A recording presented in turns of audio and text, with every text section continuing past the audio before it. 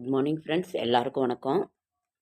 இன்றைக்கி வந்து சனிக்கிழமை, பெருமாளுக்கு உகந்த நாள். பெருமாள் கோயிலுக்கு போய் தரிசனம் பண்ணுங்கள். அப்படி இல்லைன்னா வீட்டிலேயே விளக்கேற்றி சாமி கும்பிடுங்க. துளசியை வச்சு வழிபாடு பண்ணுங்கள். துளசி தான் அவருக்கு ரொம்ப பிடிக்கும், அவருக்கு உகந்தது. நீங்கள் துளசியை வச்சு வழிபாடு பண்ணுங்கள். செடியாய வல்வினைகள் தீர்க்கும் திருமாலே, நெடியானே வேங்கடவா, நின் கோயிலின் வாசல் அடியாரும் வானவரும் அறம்பெயரும் கிடந்தியங்கும் படியாய்க் கிடந்து உன் பவளவாய்க் காண்பேனோ.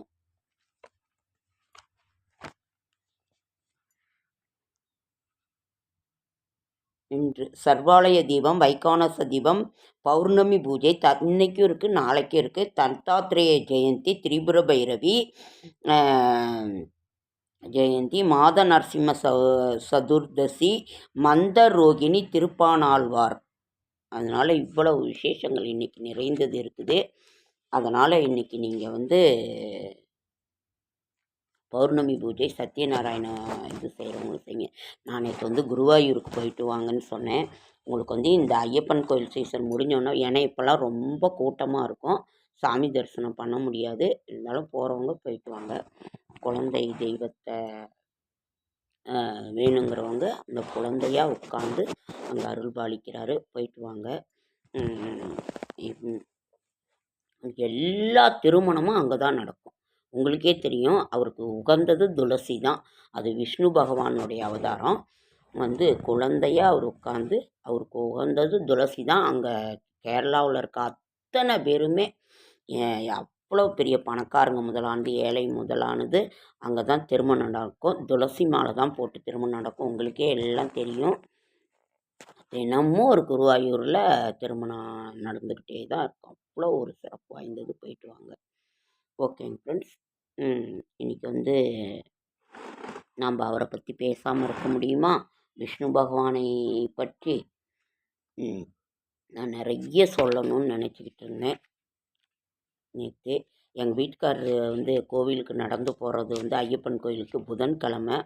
அதனால் அதுவே ஒரு மனசுக்கு ஒரு மாதிரி இருக்குது, டென்ஷனாக இருக்குது. நான் என்னுடைய எதிரியை கூட அப்படி, நான் யாரையும் அப்படி நினைக்கிறது இல்லை. அப்படி இருக்கா கூட அவங்கள கூட இப்படியெல்லாம் நடந்து போங்கன்னு நான் சொல்ல மாட்டேன். அவ்வளோ கஷ்டமாக இருக்குது. ஓகேங்க ஃப்ரெண்ட்ஸ், நல்லபடியாக அந்த சந்தோஷமாக அந்த பயணத்தை மாற்றி கொடுக்கணும்னு ஐயப்பன்ட்ட நான் வேண்டிக்கிறேன். ஸ்ரீ சரஸ்வதி அந்தாதி. ஆயக்கலைகள் 64 ஏய உணர்விக்கும் என்னம்மை தூய உருப்பளிங்கு போல்வாள் என் உள்ளத்தில் உள்ளே இருப்பாள் இங்கு வாராது இடர் படிக நிறமும் பவளச் செவ்வாயும் கடிகமல் பூத்தாமரையும் போல் கையும் துடியுடையும் அல்லும் பகலும் அனபரதமும்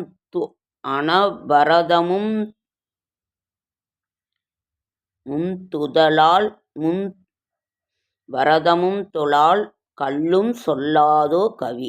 மகாகவி கம்பதாசன், கம்பர் அருளியது இந்த சரஸ்வதி அந்தாதியை படிங்க. அவ்வளவு ஒரு நல்லது. வந்து நமக்கு கல்வி வேணுமா, சரஸ்வதி தான் நம்மக்கிட்ட வந்துட்டாக்கா அவங்க போகவே மாட்டாங்க. கல்வி, இந்த செல்வங்கள் கூட இப்போ வரும் போகும், ஆனால் கல்வி செல்வம் வந்து விட்டால் நம்மை விட்டு அகலாது. இதில் வந்து மகா பெரியவான்னு ஒரு புக்கு இருக்குது. மகா பெரியவாவை பற்றி என்ன சொல்கிறது, நடமாடும் தெய்வமாக வாழும் தெய்வமாக இருந்துட்டு போனார். எத்தனை பேர் இப்பொழுதும் அவர் தெய்வமாக தான் கும்பிட்றாங்க. அவ்வளோ ஒரு மகான் எப்படி வாழணுங்கிறதுக்கு உதாரணமாக இருந்தவர் மகா பெரியவர். சாந்தம் ஞானம் ஈகையை வளர்த்த மகா சுவாமிகளுடன் அற்புத அனுபவம், அருளாசி வழங்கிய ஆனந்த தரிசனம். எஸ் ரமணின்னு அவர் ஒரு எழுதியிருக்கிறாரு. மனிதன் ஒழுக்கத்தை வளர்க்க பக்தியை நாடினான். பக்தியானது சாந்தம் ஞானம் ஈகை வளர்ப்பது. பக்தியை புகட்டும் எளிய பாடம் இறைநெறி. பாடம் கற்பவர்களுக்கு வழிகாட்டியாக கற்று அறிந்தவர் தேவை. அதுபோல இறைநெறி அடைய ஒரு வழிகாட்டி தேவை. அப்படி இறைஞானம் வளர்க்க நினைத்தவர்களின் வழிகாட்டியாக இருந்தவர் காஞ்சி மாமுனிகள். பெரியவா என பக்தர்களால் அழைக்கப்பட்ட காஞ்சி பெரியவா துறவரம் பூண்டு இறைநெறி வளர்த்தவர். காஞ்சி மடம் வந்து தம்மிடம் ஆசி பெற நினைப்பவர்களுக்கு அருளாசி வழங்கியதோடு வழிகாட்டியாகவும் இருந்தவர். மகா பெரியவரின் பக்தி நெறி வழிகாட்டும் திறன் ஈகைத்தன்மை குறித்து சக்தி விகடன் இதழில் ஆன்மீக அனுபவம் என்ற பகுதியில் எஸ். ரமணி அவர்களின் அனுபவங்களை தொடராக வந்தது. அந்த ஒரு நல்ல வரவேற்பை பெற்றது. ஆலயம் தொழ நினைப்பவர்கள் எப்படி ஒழுக்கத்தை கடைபிடிக்க வேண்டும் என்று எண்ணற்ற அனுபவங்களை காஞ்சி பெரியோரின் வழி நின்று விளக்குகிறார் ஆசிரியர். இந்நூல் காஞ்சி பெரியோரை பற்றி நினைப்பவர்களுக்கு துணை நிற்கும். பக்தியின் வழி செல்வோம், காஞ்சி மகானின் ஆசி பெறுவோம்.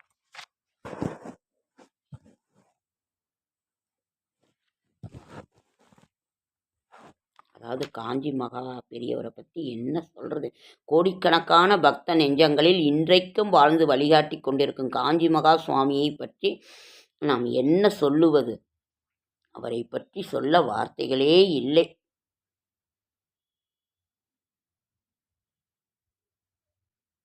காஞ்சி மகா பெரியவரின் பரிபூர்ண அன்புக்கும் அருளுக்கும் பாத்திரமாக இருந்த சென்னையைச் சேர்ந்த வைர வியாபாரி திரு பாலகிருஷ்ண ஜோஷி என்பவர் சுவாமிகளிடம் தான் இருந்த பொழுது கண்டு கேட்டு அனுபவித்த பல விஷயங்களை உள்ளபடி என்னிடம் விளக்கிச் சொன்னார். திருமணம் போன்ற விஷயங்களில் கூடுகின்ற படித்த வேத பண்டிதர்களின் மத்தியில் காஞ்சி மகா சுவாமிகளை பற்றிய உரையை பல சம்பவங்களாக கேட்டு நாம் அறிந்து கொள்ளலாம்.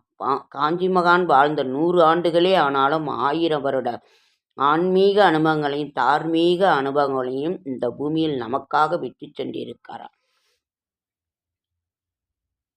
இந்த கருணை வடிவான காஞ்சி மகா சுவாமிகளுக்கு இந்த இது சமர்ப்பணம். எது சரிங்கிறது தெரியும். பொறுமையாக இரு. பொறுமை தான் நமக்கு ஒரு இது. கும்பாபிஷேகத்துக்கெல்லாம் போனால் யார் இங்கே படியளப்பா? ராமநாதா, நீ பெரிய பாக்கியசாலியடா. அடுப்புக்கு பக்கத்தில் படு. கணவனை விட்டு மனைவி மட்டும் மாத்திரம் யாத்திரை போகலாமா? மந்திர சித்தியின் மகிமை தெரியணுமா? செட்டியார் பேரனுக்கும் மடத்துக்கும் என்ன சம்பந்தம்? மிராசுதாரரை மிரள வைத்த மகா பெரியவர். இந்த 9வது இந்த சந்நியாசிக்காக 9வது தடவையாக திருக்கல்யாணம் பண்ணிக்கிட்டு வா. என் மகா பெரியவரின் மந்திர கடிகாரம். ரட்ட வடத்துல 8 பவுன் சங்கிலி போடணுமா? பிள்ளையார் கண் திறந்தாரா இல்லையா? அன்னதான சிறப்புக்கு மகா பெரியவா சொன்ன கதை. வில்வ இலைகளை வைத்துவிட்டு போனது யார்? சீதையை மீட்டாச்சு. மீண்டது சிறுவன் குரல். எனது சரிங்கிறது தெரியும். பொறுமையாக இரு. நாம் எந்த ஒரு செயலுக்குமே பொறுமையாக தான் இருக்கணும் அப்படிங்கிறத உணர்த்துறதுக்கு காஞ்சி மகா பெரியவா அப்படி ஒரு சொன்னாராம். தினமும் ஒரு மூட்டை அரிசியை வடித்து நிவேதிக்கிறோம் என்றேன். சுத்த அன்னதானமா?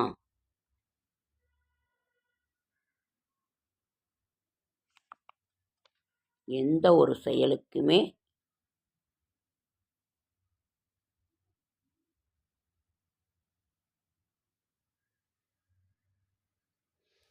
அதாவது காஞ்சி மகா பெரியவா ஒரு காரைக்குடிக்கு பக்கத்தில் நடந்த ஒரு கோவிலுக்கு சென்றிருக்கிறார். அப்போ ஒரு கும்பாபிஷேகத்துக்கு அங்கே கொஞ்சம் பொருளாதார ரீதியாக கொஞ்சம் கஷ்டம் இருந்ததுங்களாம். மடத்தின் மேனேஜருக்கு ஓர் எண்ணம் உதித்தது. பணக்கார நகரத்தார்கள் வசிக்கும் உள்ள ஊர் காரைக்குடி. நிறைய வீதிகள் உள்ளன. ஒரு பெரியவாளை ஒரு பல்லக்கில் வீதி வழியாக அழைத்து சென்றால் மடத்துக்கு அபரிதமான பணம் வசூலாகும் என்று மேனேஜர் நினைத்தாராம்.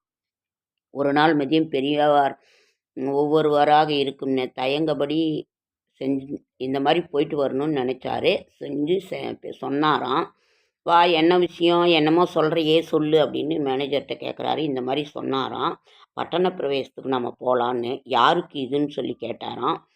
பெரியவாளுக்குத்தானே என்றார். அதற்கென்ன ரொம்ப அவசியம் இப்போது? மேனேஜர் இது மாதிரி சொன்ன உடனே அதற்கில்லை பெரியவா,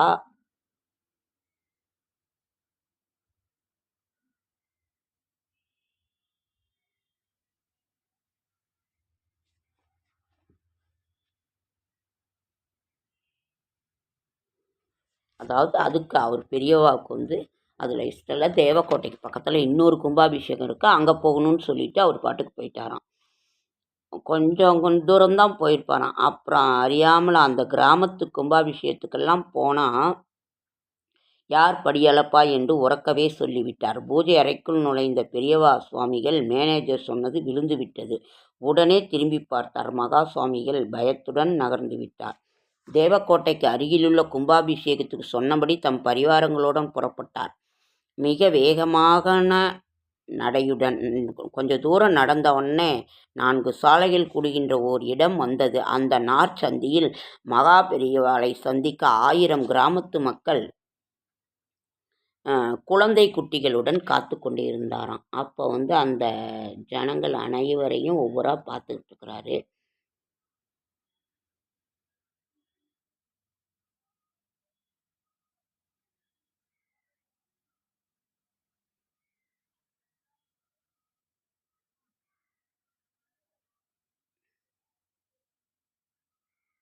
அதாவது அப்போ அவங்க எல்லாருமே காஞ்சி பெரியவாளை நமஸ்காரம் பண்ணாங்களாம். சும்மா நமஸ்காரம் பண்ணல.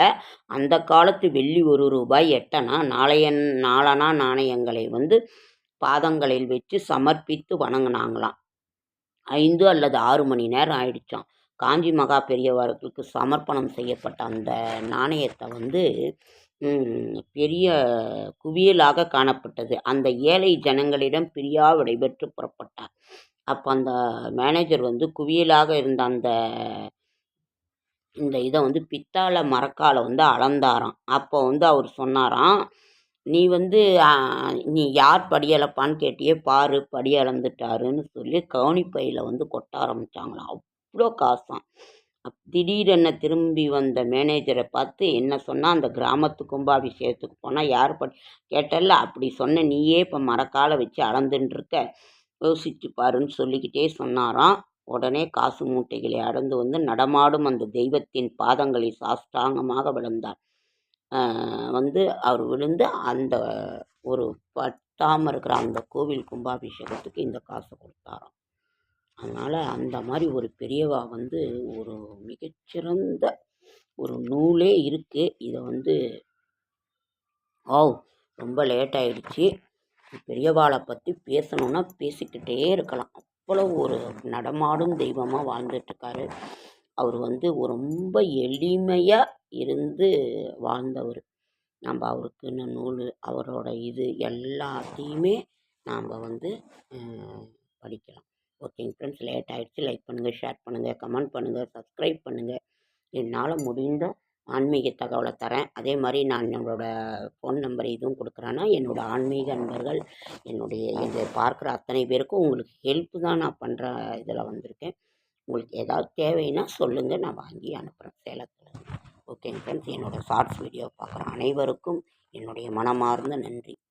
அடுத்த வீடியோவில் சந்திக்கலாம்.